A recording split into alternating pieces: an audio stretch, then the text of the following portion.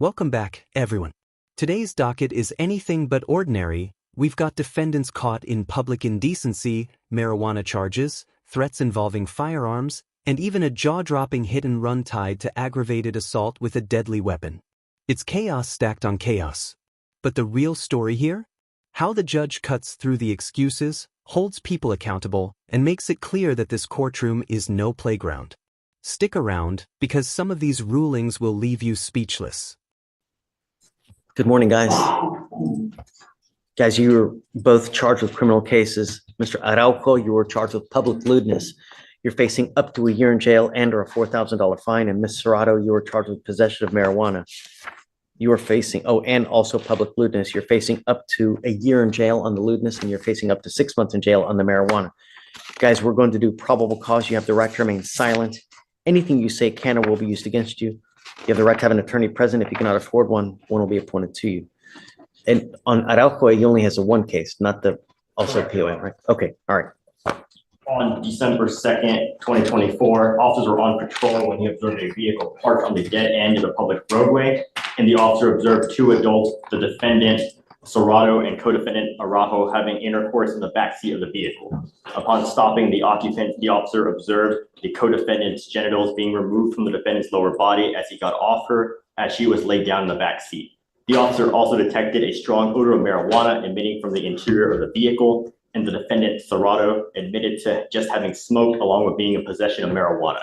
She advised that all 7.6 grams of marijuana in the vehicle belonged to her, and the co-defendant stated he does not smoke marijuana. Both admitted to having sexual intercourse. Got it. All right, guys, I'm going to find that there's probable cause to go forward with the case. I'm ordering you now as a condition of your bond not to do this again in outside. I mean, great, but not where everybody can see it. Come on. Understand? Sure. All right, guys. How old are you, Mr. Serrato or Mr. Araujo? 30. You're 30. What do you do for a living? Construction. What kind of money do you make a month? Do you have the ability to hire a lawyer? How much money do you make a month? A month? Oh, a month. Oh, 16, probably like 24, 30, like 3,000 probably. Okay. Do you have children? All right. Well, we're going to reset your case to give you time to hire a lawyer. Okay. I'm also ordering you as a condition of your bond not to use. No more marijuana. I'm telling you. Okay. Just don't. Also with you, no more marijuana. I'm finding probable cause in your case as well. You have the same conditions. No outside. You know what? No marijuana as well. This right here is a classic example of how small mistakes spiral into legal nightmares. What started as two adults being reckless in a parked car quickly snowballed into drug charges and bond restrictions. Notice how the judge lays it out. No more public indecency, no more marijuana, period. It might sound simple, but if either slips again, they're staring down real jail time. What do you think? Should something like this even land people in court, or is the judge being too strict? What do you do for a living, babe? How much money do you make a month?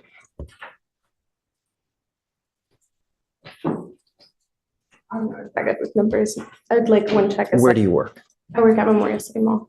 Okay. Where in Memorial City? Store gas. Guess? Okay. Would you like to fill out an application for an appointed lawyer?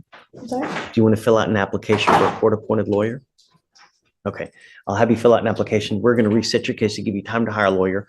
Do not leave until both of you sign our bond conditions, and then we'll have you go. Okay? So first, you're going to meet with Victoria. We're going to have you sign a reset, and then we'll have you both take a seat in the jury box, and then we'll excuse you here momentarily. All right? Please. Yes, on both of them, no marijuana, no fornicating out in public. No, you. Ready?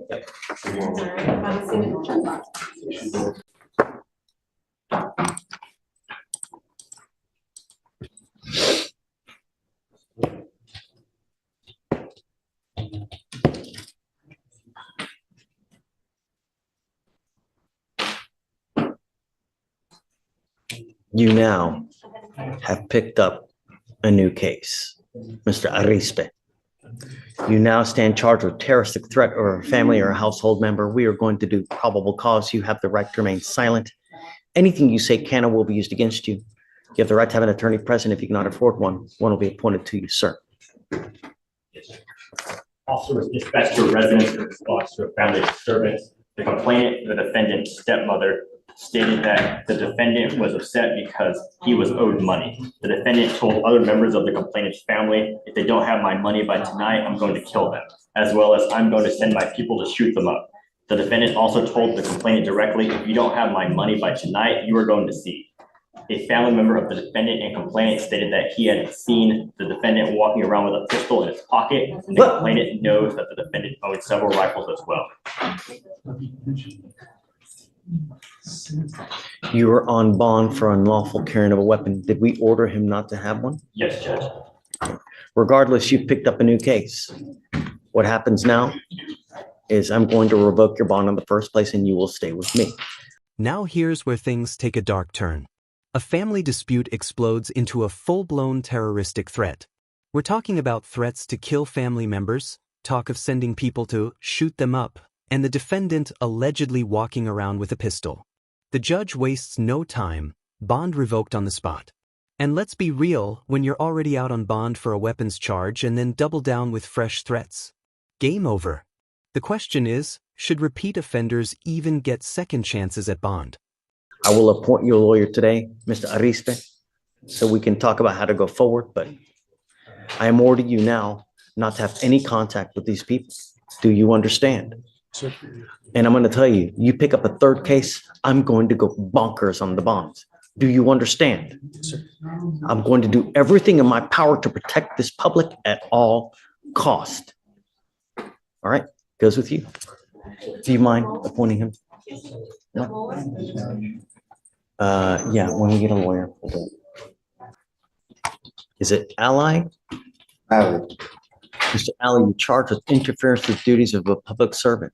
This case is now 378 days old. You have been given PR bond after PR bond. I lost my papers at the court. Stop. Please don't say anything. You have the right to remain silent. Anything you say can or will be used against you. I don't think we've even done probable cause on this thing. We're going to do probable cause. You have the right to remain silent. Anything you say can or will be used against you. You have the right to have an attorney present. If you cannot afford one, one will be appointed to you, sir. Yes, Judge. Okay. Good morning, Alex. Good morning. On November 28, 2023, officer was dispatched to a meet firefighter response call and met with the defendant's mother, who reported to the fire department that she was pushed by her son. The complainant did not feel pain when she was pushed, and the officer was advised that the defendant was locked inside the bathroom. When the defendant walked out of the bathroom, he walked past the officer and stated that he was leaving. The officer grabbed the defendant by his right wrist to detain him for a family violence investigation, and he forcefully pulled his right arm away from the officer. A second officer pushed the defendant onto a bed to detain him. So the defendant sat up and stated, "I will punch you," and then swung at the second officer with a closed fist, but did not make contact. The defendant then ran out of the sliding glass patio door and onto a third floor balcony, where he jumped over the third floor balcony and fell to the ground below, got up and ran away. Approximately 15 minutes later, the defendant was located at a park inside the apartment complex, and the defendant was taken into custody. All right, Mr. Alley, I'm going to find that there's probable cause to go forward with you. How old are you, sir? 21. Now, What do you do for a living? stay at home. You here with anyone today? Are you here with anyone today? Yes, mom. Come on up, Mom.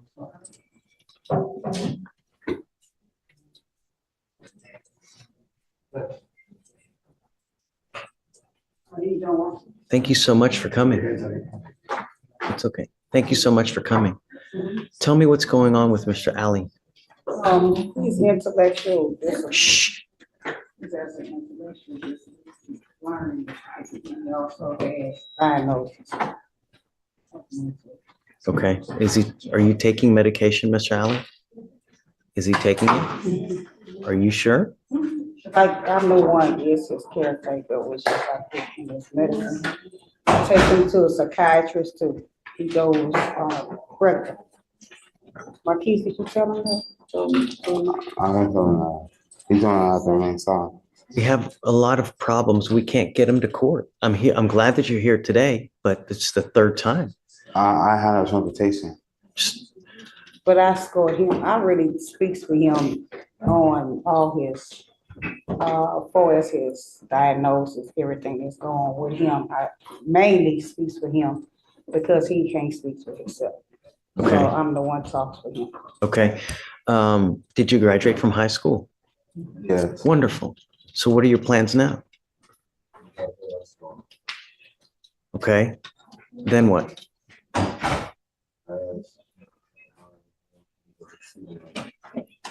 Okay. I'll appoint you guys a lawyer today. The only thing I'm going to ask you, Mr. Ali, don't use marijuana. Don't use illegal drugs. I'd like to send him for a test now to make sure he's not using. So what I'm going to do is I'm going to send him for a drug test right now, and I'm going to have him come back. And then I'm going to have you guys speak with a lawyer, and we'll figure out how to go forward. Right. Do not miss court anymore. Cause he on medication. They be telling him, don't take, cause I be praying he don't, because he affect the medication. I want to know now and if he's, affect your mental will. I'm sending you for a drug test now, Mr. Ali. I'm telling you, no smoking marijuana. Do you understand? Yeah. If you do, we will have it's okay. All I want you to know is that we're going to work on making you into the best person that you can. But that can't happen if you're smoking marijuana. It's absolutely no. Do you understand? Yeah. I'm going to send you for a drug test now. I want you to come back. If you come back, good things will happen. I promise. We're not here to hurt you. We're only here to help you and have a ton of resources for you. But you got to come back. That's how it works. Okay? All right. So what I'm going to have you do, guys, just hang tight, take a seat. I'm going to have you speak with Fleischer for a moment. We'll send you for a drug test and then come back. Okay? Yeah. I'm sending you for a drug test and then I'm going to have you come back. Okay. Take the test and come back. Do you have any questions? Okay. Mom, if you want to accompany him, that'd be great. Yes, I am. And then we'll just see you back here in maybe like Make sure 30 he minutes. ain't paid, so to see what's going on. Yeah, And him. take care of you. Don't worry, but just come back. We need you to come back, okay? Okay. Okay. All right. Please just have a seat, Mr. Allen. Come on up, Mr. And come on up, sir. We got him. I can't believe it. You're harder to catch than a leprechaun, man. He's For real. been here for a minute, Judge. This is the first time I've seen him in like 3 years. Oh, Well, maybe well, 2. he's been here since October. How are you? You had cases, I guess, out of county. Was it Montgomery County or something like that? Chambers. Where was it? Chamber. Oh, ooh. Gotta be careful out there. I know, they're coming on the highway. Give me the last name again, please. Colbert, That's right, Mr. Coleman. and he's on today's docket on the jail docket. All right. So you just entered in these 2 probations. Yes, sir. Be very, very careful, because there's only so many times that they're going to bend over to help you out before they send you to prison. So you have to have a halo on your head when you're on 2 felony probations, especially for this, what you got now. Yes, sir. It's not hard. If you're hanging around bad people, they're going to bring you down. It's just a matter of time. Just break away. Here you're charged with failure to identify oneself as a fugitive from justice. So it's a Class A misdemeanor. You're facing up to a year in jail and or a $4,000 fine. You guys have worked out an agreement. They're offering you 30 days in jail, credit for the 118 days that you've already done. This will go on your record. You need to understand from now on, with us here in misdemeanor, any more cases that you ever pick up, you're looking at a minimum of 90 days in jail. Yes, sir. Do you understand? Yes, sir. You give up a lot of rights by entering this agreement. You give up the right to a trial, right to compel witnesses to test on your behalf, confront and cross-examine your accusers. If you're not a citizen, there are possible, you can be deported, excluded from the country, denied naturalization. You give up the right to appeal. Once you plead guilty, there's no turning back. Sir. This is what you want to do. Sir. How do you plead to the offense, sir? I'll find you guilty. I'll sentence you to 30 days in jail, give you credit for the 118. If it's enhanced, abandon, please. Good luck. Just follow the rules. And if you ever have any problems, go back to the court. You're in a friendly court. They'll help you out. No issues ever. Understand? Yes, sir. Mr. Coleman. Thank you. Thank you. May we be excused? Basically, the deal is this, ma'am. We can't get a hold of your lawyer. We don't know where he is. We've been trying to get him for hours. He tested negative, which is great. That's good news to hear. So I didn't know. we're gonna reset your case out, okay? We're gonna give you paperwork to try to get a hold of the lawyer. We'll give you a couple weeks. If you're unable to get a hold of him, just let us know, okay? Come back. Don't leave. Come back to court. Good things happen when you come back. Can you make sure that he comes back? This is the third time. Oh, yes, Please. well, see, I didn't know about the other court because he'd been in court already. We're gonna give you the reset. That way you have it, so you know when the next court date Right. is, okay? Because They said I got a feeling I cleared that. Say it again? They said I had a feeling I cleared that. Yes, correct. Yeah. So we'll give you the reset. Just stay in touch. We'll try to get in touch with the lawyer. He's supposed to get a hold of you within 24 hours. If not, let us know and then we'll go further. Okay. Just stay in contact with the lawyer, okay? And take your medicine, Mr. Alley, okay? Okay, you guys have any questions? Oh, you just come back for the court date and then, Yeah, I guess I really don't want to talk to you without your lawyer. So the only thing, I guess, just we need him here and I just can't get a hold of him. mhm. So we'll reset your case and hopefully he'll reach out to you today so that we can try to come up with a game plan. Okay. Okay? If he doesn't get a hold of you, just let us know and we'll go from there, I guess. All right. Okay? Judge, what's the age of the case? No, they got to come back just 2 weeks. I didn't realize. Yeah. Okay. Yeah. Okay. But come back. Come back. Okay? All right. Okay, guys. Thank you, Mom. Okay. Come on. I'm coaching on Nicholas Holland, and basically, we're trying to see what we can get done here. I think there's a rec for inpatient. We're trying to see if you would accept any intensive outpatient. And either way, we're gonna have to, just get through the holidays and do something, but it's gonna be one of those two, and it's ultimately which one you'll kind of bless. I don't know. Should we do a TRAS? Yes, sir. Mr. Holland, come up. He did the TRS and the recommended did say TF.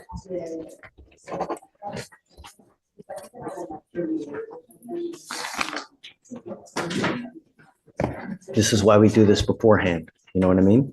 What? This, so we know exactly what to expect, you know? Yeah.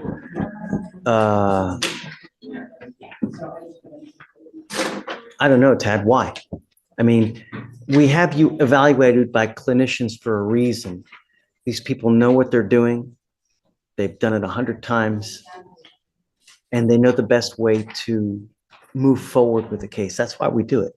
I can not tell you how many times we've done a TRAS, we've deviated from what they say, and then we end up in a worse position because something happens. Now, I know you're going to tell me everything is little bunnies jumping in the woods, but you can never anticipate in life what's going to happen. And the problem is how do you deal with the stressors that come in life?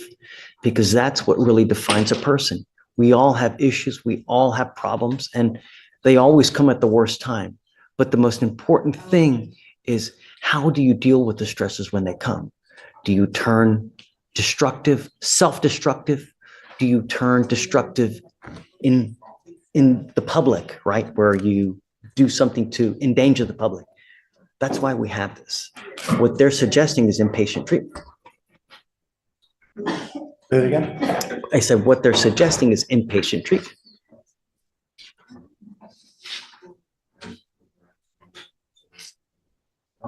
Because you do have a job and Yes, sir. you have been working at this job for a while. Yes, sir, for like a year and a half. Right, you've been very successful at this job. Yes, sir. I'm a supervisor. Okay. And that's what I'm saying. even before we've done these things, you're already starting to turn things around. Yes, I mean, sir. And that's the kind of stuff, I mean, tell the judge how you've been turning things around. I mean, he needs to hear something to make him think that maybe, at least make him consider, outpatient rather than inpatient. Tell him, how your life has changed in the last year and a half. Okay. Well, after I got the scram bracelet that you put on me, I knew that I knew it was like over with the games, the BS and all that stuff. And I just had to do right and do what I'm supposed to do.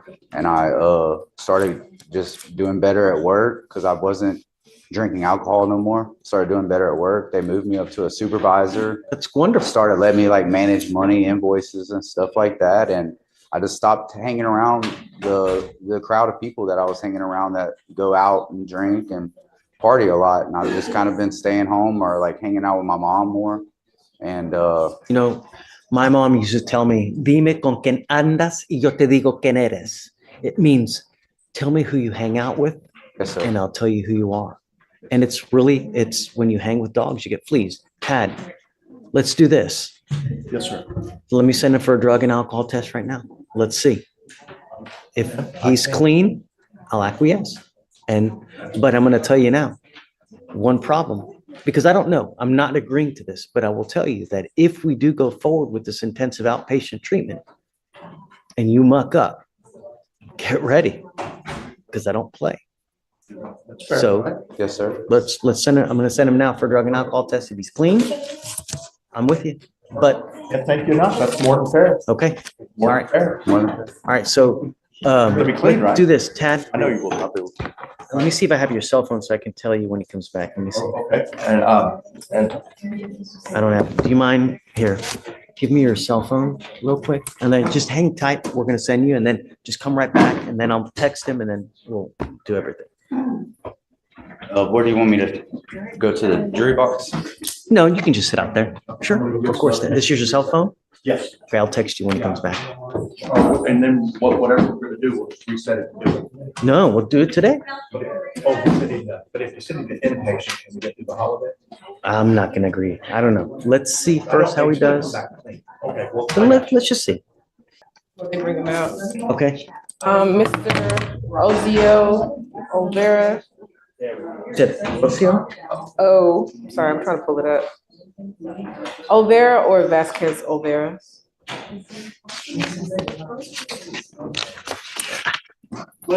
Yeah. Okay. So his the misdemeanor is Oh, he's not here, is he? he's here. He's back That's there. him. He told me that he hired counsel last week. So he's waiting on him to come in and sign on. Mr. Olvera, come up. Or no, just hold on a second. Hold on, Mr. Olvera. Let's do this. Mr. Arispe, I forgot to do something while you were here earlier. And I essentially also wanted to wait for your lawyer to get here. You're on your terroristic threat. I'm entering in what's called a magistrate's order for emergency protection. What that is a court order that identifies Ms. Hernandez Martinez as a protected individual. You cannot commit family violence or an assault against this person. Commit an act in furtherance of an offense under section 42.072 of the Texas Penal Code, which is the stalking statute. You cannot threaten, harass, use another person to communicate a threat or harassing behavior. You cannot be in possession of a weapon or go within 200 feet of the Muskegon Street house. Do you understand? Yes, sir. There's also two other. The only thing I want you to understand is you have not complied with bond conditions. You now, bless you, you now have an order for protection.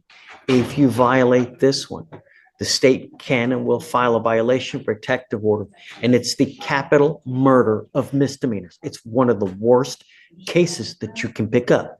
It's so bad that if you violate conditions on a VPO, I can have a hearing to hold you at zero bond until these cases are over with. Do you understand? Yes, Your Honor. Heed this warning. You won't get another. Okay? We'll just have you sign it, and then we'll put you back.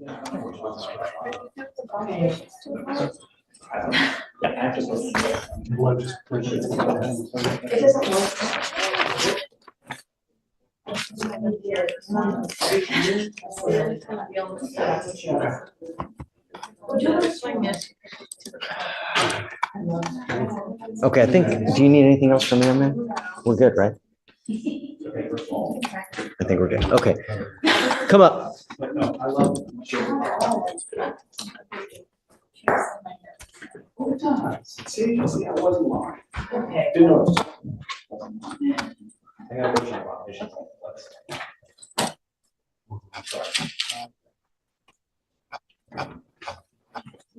All right, good morning, Mr. Oliveira.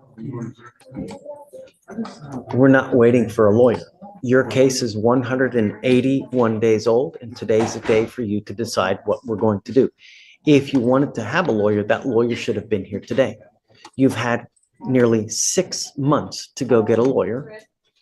And now, on the day of decision, you can't just say, well, I got a lawyer. No, today is the day. We need to figure out where we're going with this case. You can either accept the plea bargain offer from the state. If you don't, we're going to set your case for trial. I didn't even know there was an offer already. Well, what's the offer in this case? There's no offer currently on the case. I can speak It's to 180 days. How is there no offer? Ms. Saba and see if she wants to put one on right now. Please. Yes. All right, just go ahead, take a seat. We'll figure it out and then I'll get back to you. If anything, I'll give you a couple days, but I'm not giving you much time. You get the offer today and you get a couple days to figure it out, but I'm not waiting you any more than that. Okay. Do you understand? Let's see what they offer. Perhaps you have something you like today. Judge, as his current lawyer, the felony is the underlying crime for his misdemeanor. So I would not advise him to take any offer, no matter what it is, so. Okay. Oh, I didn't even know that he had a felony. What's going on with the felony? Your Honor, on the felony, Wow, it's a big time theft, huh? felony either, Your Honor. I can email the felony prosecutor, judge, and see what's going on. They haven't put in an offer yet. I can put in an offer on my case. It's the UCW, but I just need to run it by felony first. And when you email them, see where it's headed. Are you going to put an offer on the case? Well, it's out of the same transaction. What happened? I see it's a big theft. Is it car? So it was an auto theft, Your Honor. Yes. Do you want us to read? No, but what's the value? 40,000, 50,000? The value is approximately 56,000. Okay. Yeah, so can you give us a little bit? Let's see what they say. Perhaps they'll give us a little bit of guidance on how they want to go forward and, you know. I'll email them right now. Thanks. Hey, I've got a case from a month or two ago. He bonded out and needs bond conditions. hey, you mind bringing them up? Mr. Bledsoe.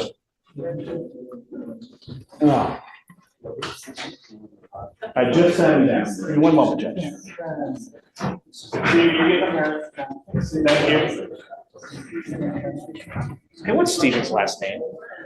Our bailiff? Yeah. Carson. Carson? Carson. Okay. Occurs to me that it's somewhat unprofessional to say, hey, Steve. It's okay. Well, I mean, yeah, I talk to him every day, but still. Yeah, all right. Let's stand here. Yes, sir. No, sir. On Fleischer's side. All he's doing is setting the rules that you're going to follow, okay? Yes, sir. What's the name? Bledsoe.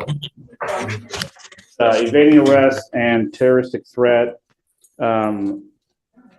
He was in custody because he had a pending felony in the 228. So he's bonded out on all.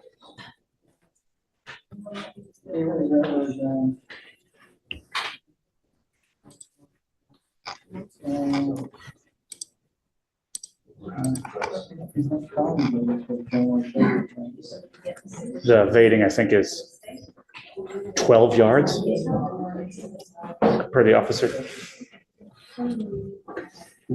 So I see that on 10/17 of 24, he picks up a felony assault. And 3 days later, he picks up a terroristic threat, and then he picks up an evading arrest. And they give him PR bonds on these cases? Is that what happened? And He bonded out since his last setting. I didn't check to see if there were PRs or not, Judge. I know that he had to pay money in felony court. yeah, it's just, I'm not down with PR bonds on this. I mean, he picks up 2 new cases if it's the same. Well, hold on a second. Let's not get ahead of ourselves. You've now picked up 2 new cases. You picked up a terroristic threat. You picked up an evading arrest. I will say our cases are the new cases, so I wouldn't call them Alright. new, they're just cases. Well, he picked up the felony, and then afterwards, he picked up these two misdemeanors. I don't understand why he's coming here in December when he got a bond in October. How on earth is it? He was in custody, I think, on the felony. Oh, I see. Okay, and then he bonded out of the, right, okay. Yeah. Got it. All right. We're going to do probable cause. You have the right to remain silent. Anything you say can or will be used against you. Please, what happened?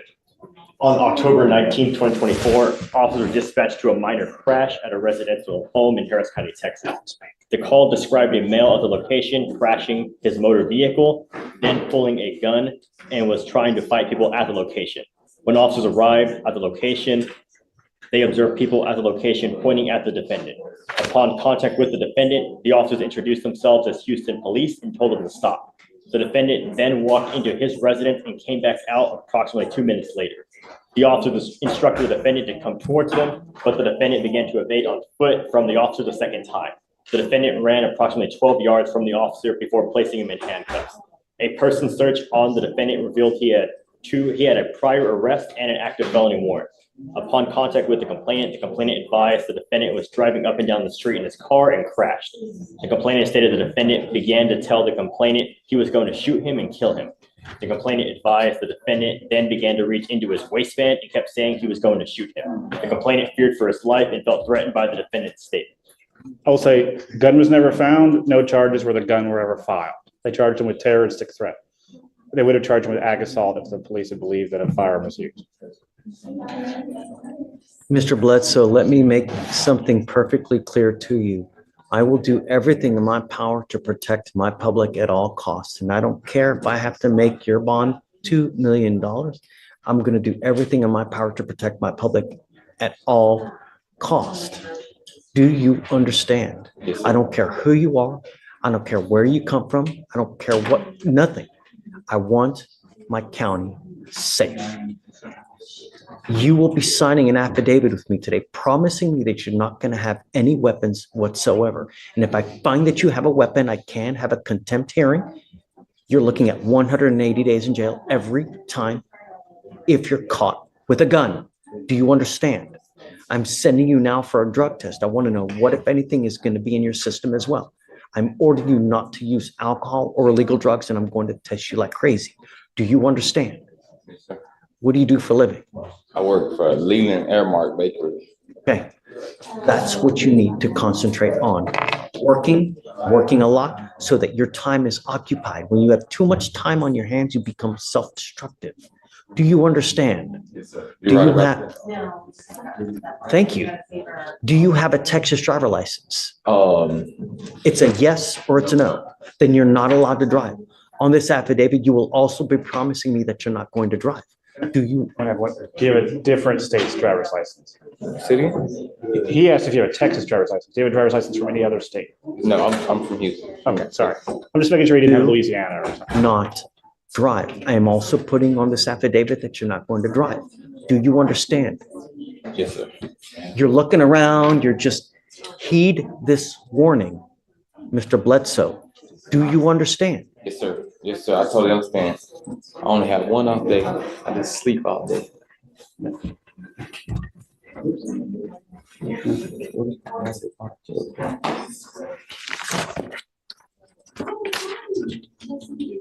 Did I hear him say that he had an objection? No, most definitely not. He was just No. asking me a question. Okay, No just objections. don't use. Stay out of trouble. You're in enough hot water as it is. You know, the thing is, Mr. Bledsoe, is that a lot of people make very, very poor choices when they're out there in life. And sometimes that choice makes it to where you will live the next 40 years in a 6x9 box. And I'm going to tell you now, I've read have you been to prison before? Nope. I've read, I want you to hear me. I've read stuff about what happens in prisons, and it had me in tears. It was as bad as could possibly, if you think of your worst nightmare, it's worse in our Texas prisons. They don't give a rat's behind about you, and you will be passed around like a proverbial doll. It's awful. Believe me. It's not worth it. Don't have a gun. Yes, sir. All right? Thank you, Judge. All right. Judge, did you want the contact I'm referring from as well? Yeah.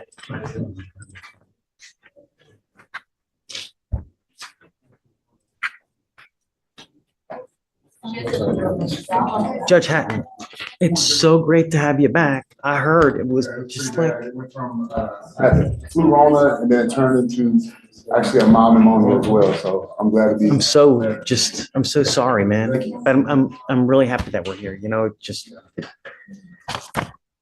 sometimes it's just not fair, you know? It is, you can stand a stack on you at one time. Oh, Gratitude. that's right. All right, you are Mr. Gary Graves? Sure. All right, good morning, Mr. Graves. Sir, you're charged with evading arrest or detention. You're facing up to a year in jail and or a $4,000 fine. You guys have worked out an agreement. They're offering you a year in jail. I'm sorry, a year. You're facing a year in jail and or a $4,000 fine, but you've worked out an agreement that they're offering you 100 days in jail, credit for the 104 days that you've already done. Is this how you understand it? Yes, sir. You need to understand, Mr. Graves, that this is an enhanceable offense, meaning that if you ever pick up another evading like this, you will be facing a felony charge, years instead of days. Do you understand? Yes, sir. Is this what you want to do? To go forward with plea. You're giving up the right to a trial. I've done that, right? How do you plead to the offense, sir? Guilty or not guilty? I'm going to find you guilty. I'll send it to you the 100 days in jail, give you credit for the 104. Be careful, man. Life's too short. You know what I mean? All right, good luck. Because I also have Mr. Trujillo this morning. Good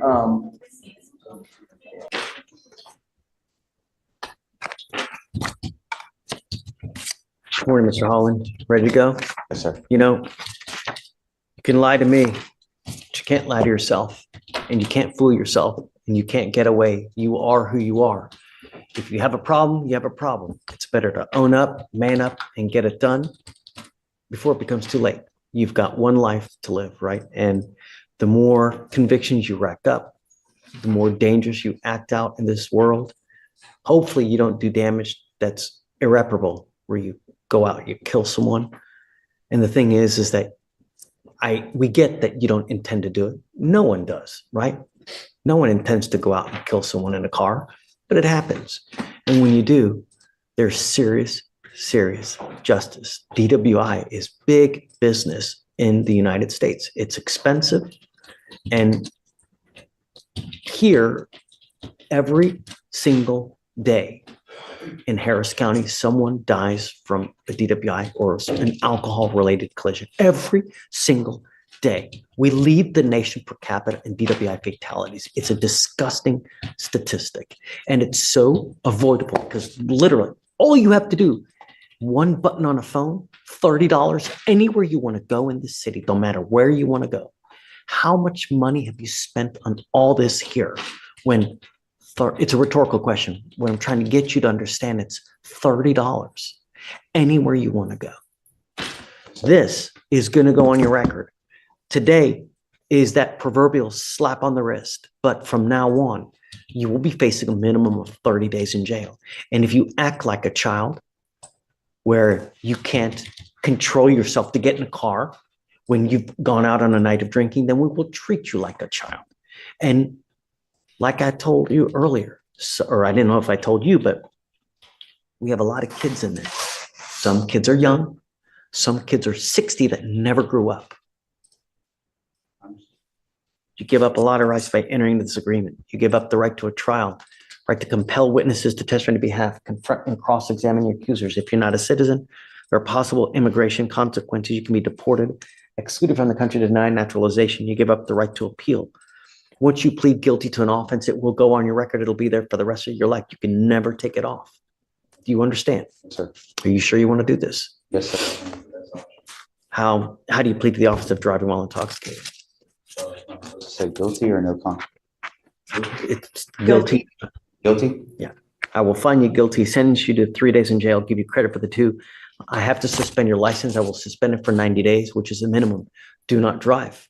And I'm absolutely serious.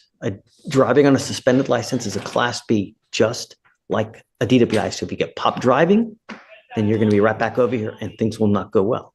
You understand? From now on, even if you pick up a suspended license, it's a minimum of 30 days in jail. You understand? Now, I told you DWI is big business. Is this a 15 or above, or is it just a regular DWI? I don't believe it was a 0.15, but let me double check. Actually, it was a 0.165, Judge. Wow. Is it true or untrue that you had a 0.15? True. True. True. The reason I'm asking you this is because now, instead of a $3,000 surcharge that you will owe to DPS, it's now $4,500 plus court costs of another $400. So it's now a $5,000 bill that you have to foot. And if you don't pay it, you sit in jail 1 day for every $100 that you owe. So I think that you wanted to tell me something, Ms. Spurlock, right? Yeah, so Judge, he is working again. He makes maybe, it's gonna be between $3,000 and $4,000 a month. He does pay his own rent, living expenses. Until recently, he was helping to support a girlfriend and children, but that has since not worked out. Wait, say that again. That relationship broke off, so he is now back supporting himself. But when it comes to finances, he does have some issues where he's not really making that much money. So if you could help me on that, fine. Well, that would be. I love to help people, but the problem is that I asked you to remain clean and sober. You test positive. What did you test positive for? He was presented for THC, and he did state to our technician that he had consumed marijuana around a month ago. I would told her I was a very heavy smoker prior to that, and I just got basically, excuse my language, my head out of my ass like a month and a half ago, and that I read that on there it can stay in your system longer than for 30 days. And I told her, I was like, I haven't smoked in 30 days, but prior to that, I was a heavy smoker, so it could still be there. You're still using. I understand. How I know you wouldn't. You didn't smoke a joint yesterday. You wouldn't. You know what I mean? You would have to believe me, which is not a very easy thing to do right now. Everyone tells me it's little bunnies jumping in the woods here. Everyone, I understand. I want you to understand, Mr. Holland, that I'm not going to play this game with you again. You come back here with the DWI, it's a $6,000 surcharge, not to mention court costs. You can probably leave here owing around $7,000, not to mention a bunch of jail time. Heed this warning. You won't get another. I will reluctantly waive your cost today, but if you come back here with the DWI, get ready. Do you understand? Yes, sir. Use Uber. It's there for a reason. This segment is eye-opening. The judge isn't just punishing, he's teaching. He reminds the defendant that in Harris County, someone dies every single day from a DWI. That's a chilling statistic. Then, when the marijuana test comes up, the defendant tries to explain it away as old use. But the judge isn't buying it. The message is crystal clear. Excuses won't cut it, and if you come back with another DWI, you'll be hit with massive fines and real jail time. Do you agree with the judge's hardline stance here, or is he pushing too far? All right. Let's see. The 0.15? True to the enhancement, yeah. No, we don't have it on the information. Oh, is it not pled? It's not pled on the Because it was probably, I guess, the blood warrant, Judge. Got it. Okay. All right. So just don't do the enhancement then. So you still want to do the, No, it's 3,000 because it's not. If it's not alleged, then we can't do it. But so the 3,000, we'll waive it, and then with the court costs. All right, but good luck to you. Remember, 30 days in jail from now on. I won't do this again. We'll see. Actions speak louder than words. Yes, sir. All right. Okay. Thank you, Ms. Spurlock. I got to tell you, I was disappointed that you took off. I really was. But you're back. How did we get him? Did he come in voluntarily or did they catch? Your Honor. Yeah.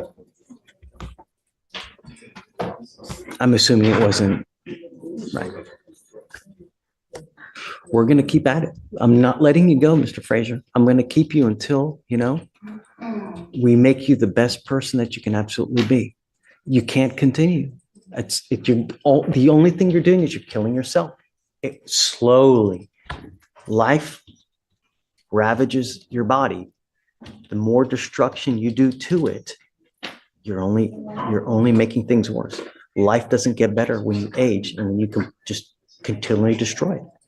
I hope that you get it before it becomes too late. Some people, it's like children, right? Some children mature, some children never mature. They're 60 years old in there and they've never matured. You want to party? Great. Do it responsibly. Don't hurt others. But at some point, it's going to stop, right? If you want to drink, okay, hey, yeah, but you got to be responsible with anything in life. When you don't, I'm keeping you till the end. We're going to make this work one way or the other, Mr. Frazier. So they've worked you out a great deal. All you have to do is go back.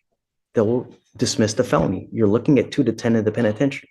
But I'm going to tell you now, if it happens again, what's the likelihood of the same thing happening again, of them dismissing a felony? So heed the warning. They just caught him out there, Alex? I don't have any information besides seeing the warrant returned unexecuted, so it doesn't seem like he was arrested on anything. We wish you the best of luck. Stay there. Don't go. Okay? All right, Mr. Frazier. Good luck.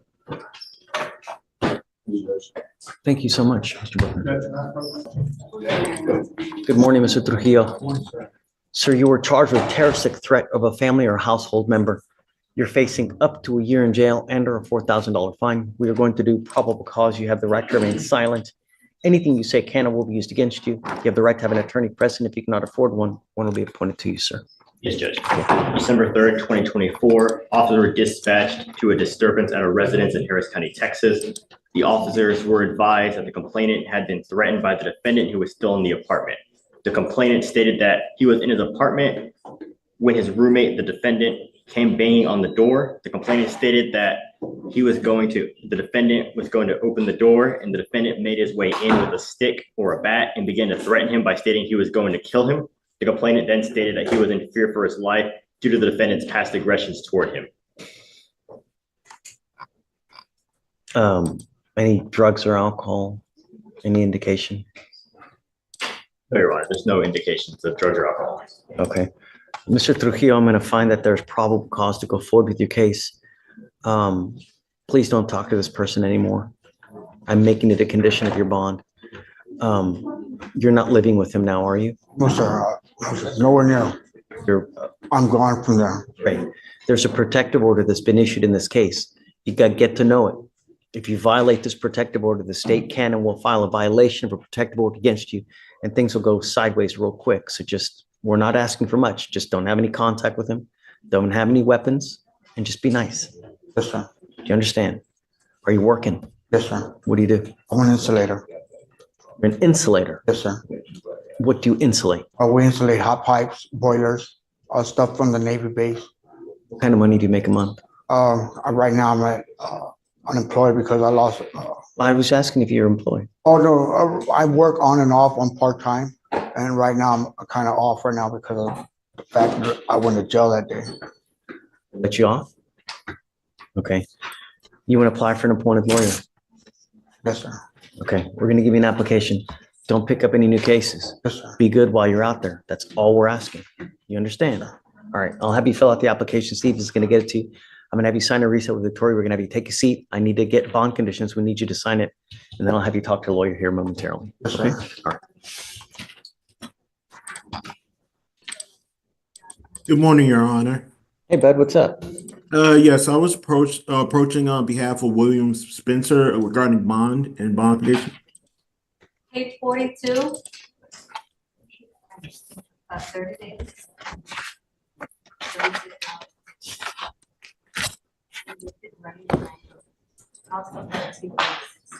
You're here on Peyton, you said? William Spencer. William Spencer.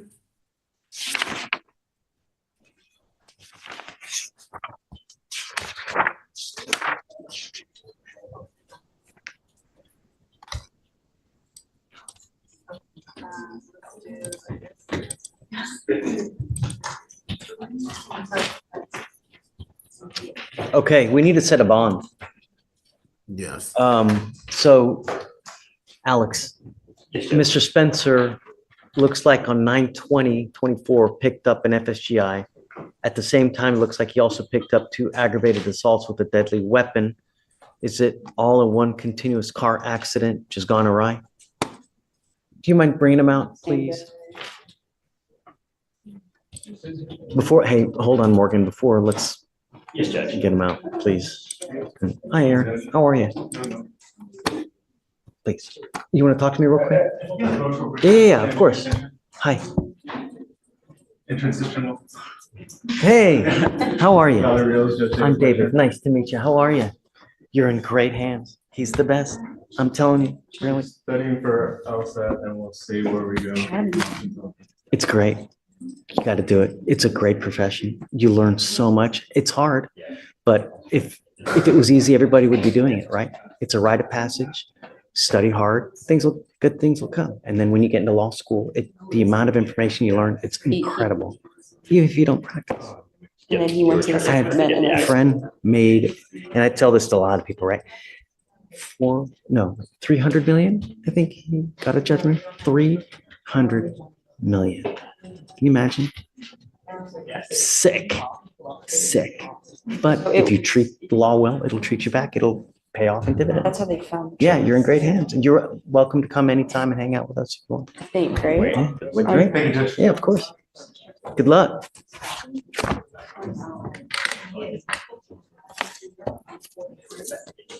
Yes, and then they saw him, they're like, Yes. So oh, so look, the you were FSGI involved in this FSGI. Yeah, so the FSGI was on 9/15. Jesus, Yes. okay.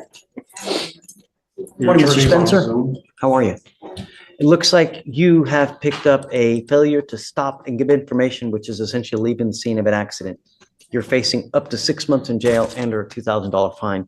I have no idea what happened on your case, so we're going to do probable cause at this point. The only thing I do know is that you're set at no bond at this point, that's not a good thing. So we're going to set you a bond. I just don't know what. And I do know that it looks like out of the same transaction, you picked up also 2 aggravated assaults with a deadly weapon.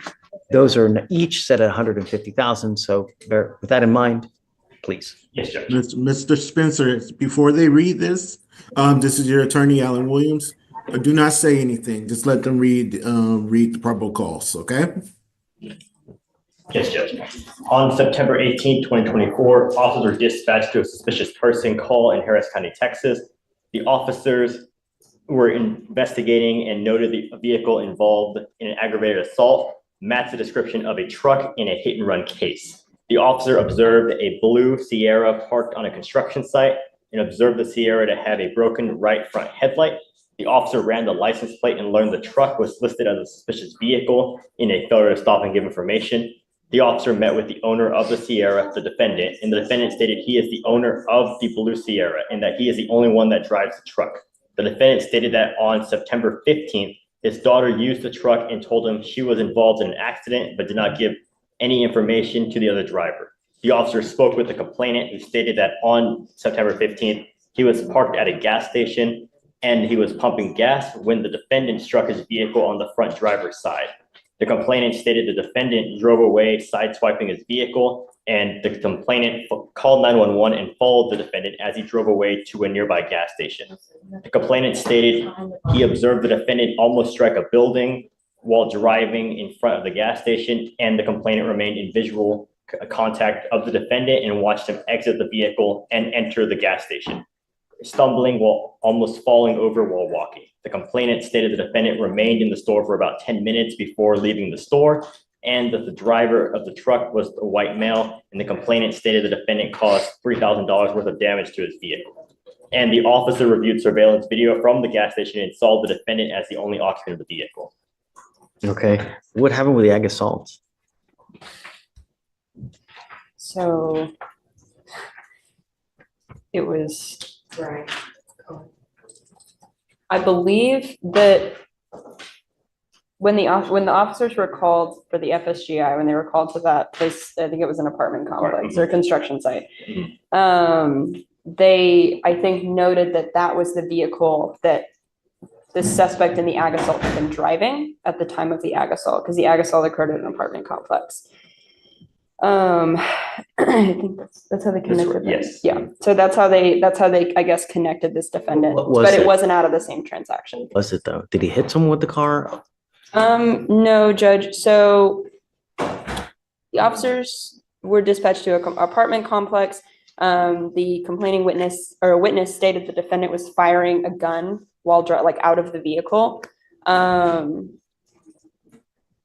Officer spoke with the complaining witness, age 13, who states that he was walking with friends and observed a Hispanic male sitting in a truck parked on the street, arguing with a black male inside the apartment complex in the gated area in Harris County, Texas.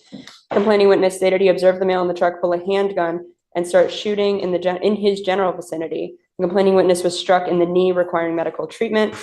I believe a different complaining witness states that he and his friends were near the pool area of the apartment complex and heard gunshots and started running and realized that, I guess, their friend had been shot in the foot.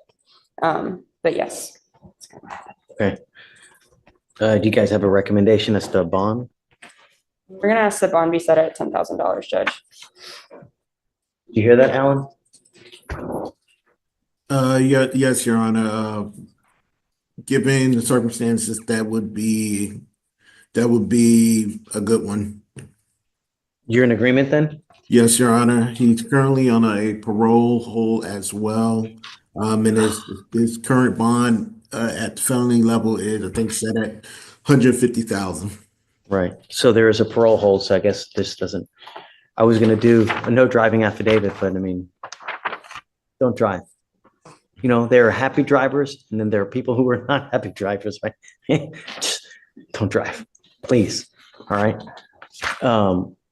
We'll set your bond at, Mr. Spencer, I'll set your bond at 10,000. If you bond out, you must come here. Well, I guess you can't bond out. He's got a blue warrant, right? You know, what's he on parole for? Do you know? NCIC. Yeah, Judge, sorry. There's a little bit of criminal history. Aggravated robbery for you. Okay. Thanks. But just don't, you know, I don't know what's going to happen, but if you do somehow get out, please come back here for the next business day for bond conditions. But as a condition of your bond, I'm ordering you not to drive now, regardless. Yeah. Okay. So what we'll do is I guess we'll wait it out to see what happens upstairs. We'll just keep this rolling with that. And at some point, something will happen and then, you know, but yeah. All right. Good luck, Mr. Spencer. All right. Thanks. Thank you, Your Honor. Also, I want to so hold on, let's get you a date. The felony is set for 1/8. You want to do the next day? Yes, Your Honor. That'd be great. Okay. All right. Good luck, Mr. Spencer. Thank you, Your Honor. You requested the 21st. Oh, yeah, of course. If that's, you want the 21st or do you want the next day? Whatever you want, Alan. The next date would be fine. What day? Yeah, that's the 9th, 1/9. It's a Thursday. 1/9? 1/9, yeah. Mr. Patlan? Yes, sir. Sir, you're charged with driving while your license is suspended. You're facing up to 6 months in jail and or a $2,000 fine. We are going to do probable cause. You have the right to remain silent. Anything you say can or will be used against you. You have the right to have an attorney present. If you cannot afford one, one will be appointed to you, sir. On December 2nd, 2024, officers were dispatched to a minor accident on Sam Houston Parkway. Upon arrival, the officer met with both parties of the accident as well as a witness. The witness advised that there were minor disturbances on scene in which a knife was brandished by the defendant who was parked across the street from the accident. The officer identified the defendant and discovered he had a mandatory suspension on his driver's license for a second DWI. And the defendant advised that he had still been driving for work. He had personal business despite having personal knowledge of the suspension. The defendant stated he was driving from San Antonio and was only waiting for his coworker who was involved in the accident. Does he have an open DWI right now? Does not appear so, Your Honor. It appears that the last DWI he had was in 2019 out of Bexar County. Bear County, yes, Your Honor. Okay. Mr. Patlan, I want you to understand one thing. I'm going to find that there's, so wait a second. Someone saw him driving or did the officer see him driving? Because I didn't. He admitted that he had been driving for work. And he admitted to having personal knowledge of suspension as well. Did anyone see him driving?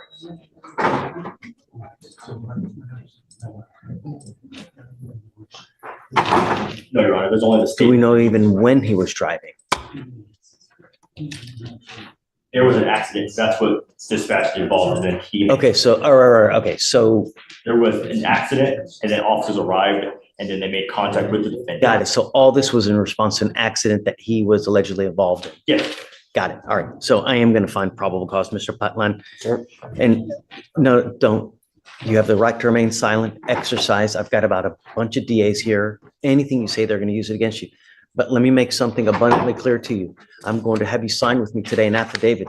This is a promise that you're making to me that you're not going to drive. I don't care what is going on in your life. When we mean no driving, we mean no driving. I don't care if there's a burning building and you have to save 50 kids. Do not drive. If you do, I can have a contempt hearing facing up to 6 months in jail and a $500 fine every time you drive. Do you understand? I don't care what your excuse is. You cannot justify at all any reason. If you want to drive, go get a license, get liability insurance, and then we can talk. But until that point, I will even do this.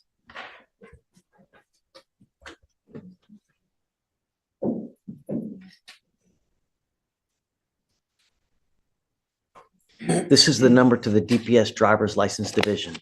If you call them, they can tell you exactly what you need to do to get your license back. Classes now, sir. There may be, an SR 22, you may have to do all these other things.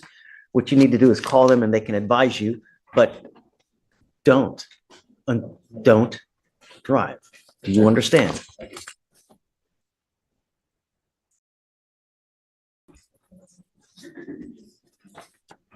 And Your Honor, if you have to make a correction, after reading the full DIMS, the defendant was parked across from the accident. It was his coworker that was involved in the accident. He was parked across, Your Honor. And I do apologize. After reading the complete DIMS, the officer wrote that the defendant was parked across the street from the accident, and he made a statement that he was waiting on his coworker who was in the accident. No one sees him driving. He was just parked across the street. No, no, what? Really? He made the statement that he was. I get it. He was in the vehicle and he made the statement. I took a shower today. No, I mean, you just make a statement. I mean, no, there's no proof. To having knowledge of the suspension, and he was in the vehicle parked across the street. But no one sees him driving? He did make a statement. No. All right, I'm going to find no probable cause. Sir, be careful. I will. We have enough. I understand. Right? All we're asking you to do is follow the law. It's really not hard. Give them a call. They can tell you exactly what you need to do. That's the way we do things, right? Sure. All right, sir. Just hang tight for me, okay? Sure. Thanks. Good morning, Mr. Bolden. Good morning. So you're charged with criminal trespass. You're facing up to 6 months in jail and or a $2,000 fine. You guys have worked out an agreement. They're offering you 3 days in jail, credit for the 7 days that you've already done. Is this what you want to do, sir? Yes. Yes, sir. Yes, sir. You understand that you're pleading guilty, right? Yes. You understand it's going to go on your record, right? Yes, sir. You need to understand from now on, you are facing a minimum of 30 days in jail for any new cases that you pick up.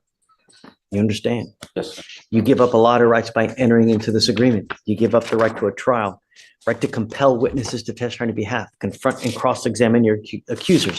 If you're not a citizen, there are possible immigration consequences. You can be deported, excluded from the country, denied naturalization under federal law. You give up the right to appeal.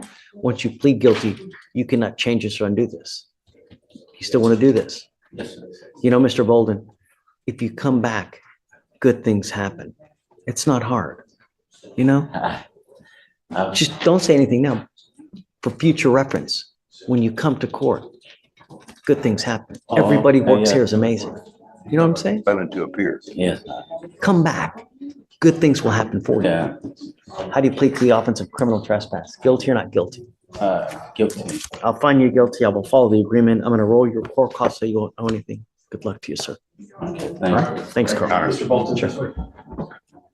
All right, Judge, page 2, Alvaron.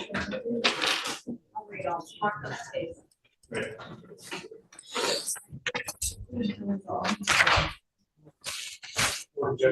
Hey, hi, Marcos. How are you? Good. Who we have? Page 2, top of page 2, Alba. Got it. Good morning, Mr. Albaron. Sir, you were charged with illegal dumping. You are facing up to 6 months in jail and or a $2,000 fine. We are going to do probable cause. You have the right to remain silent. Anything you say can or will be used against you. You have the right to have an attorney present. If you cannot afford one, one will be appointed to you, sir. Judge, and the officer went to 16938 Tomball and saw newly dumped debris at the location. The officer reviewed surveillance video from a department-owned camera and observed a vehicle pull into the dumping site and showed debris in the bed of the truck. The video showed the truck leave and the debris was on the ground. The video was able to capture a Texas license plate, and the officer performed a search for the vehicle's owner, and the officer was able to find the registered owner of the vehicle, as well as the truck's title holder. The officer attempted to make contact with the company, and at a later time, the officer went to a residence to meet with the owners of the truck. There, the officer was met by a Hispanic male who was identified as, I apologize, Your Honor, as Freddie Albaron, and he advised. Freddie? Yes, it says identified as actually Freddie Antonio Guevara. And this male was advised who the officer was and was shown photos of the truck used. The male was asked if he recognized the truck in the dumping. He did recognize the truck. And he was asked if the truck belonged to the company. He said yes. And he was asked who was driving the truck in question and was shown videos of the dumping to see the driver. And at that point, the male advised the person driving the vehicle is the defendant. The male then advised the defendant was not there at that point. And the officer was able to provide, or the male was able to provide a phone number for the defendant. Does he admit that? It says that the defendant was asked about the dumping, and he admitted to the dumping. Mr. Albaron, I'm going to find that there's probable cause to go forward with your case. Tell me, are you a United States citizen, sir? Do you have a Texas driver license? CDL. You have to be very careful with that CDL. You need to understand that you are held to a very high standard with the CDL. If you don't believe me, go look. Because of the permissions you have to drive other vehicles, you are held to a higher standard. If I find that this occurs again, I'm going to take your ability to drive away. I'm not putting any conditions on your bond now, but if I find that you participate in any of these activities, any kind of reckless driving or whatnot, I'm going to take your ability to drive away. Do you have liability insurance in your name? As long as you have both, you can continue to drive. Just don't pick up any new cases. You have a lawyer. Because you have a lawyer, we will waive your appearance. Stay in touch with Marcos. If he tells me he can't get a hold of you because you're playing games, we will issue a warrant for your arrest. I'll have you sign a receipt with Victoria, and then we'll have you just get out of here. All right, just take care. Okay. Thank you. Yes. And that's today's docket wrapped. From public indecency and marijuana to terroristic threats, DWIs, and aggravated assaults, this courtroom was a storm of excuses, warnings, and second chances. But the consistent theme? Judges aren't here to babysit. They're here to protect the public, set boundaries, and hand down consequences. So now we'll throw it back to you. Which case shocked you the most today? Was it the public car escapade, the gun threats, or the DWI spiral? Drop your thoughts below. And if you found this breakdown as wild as we did, hit that like button, share this video with a friend, and don't forget to subscribe for more jaw-dropping courtroom moments.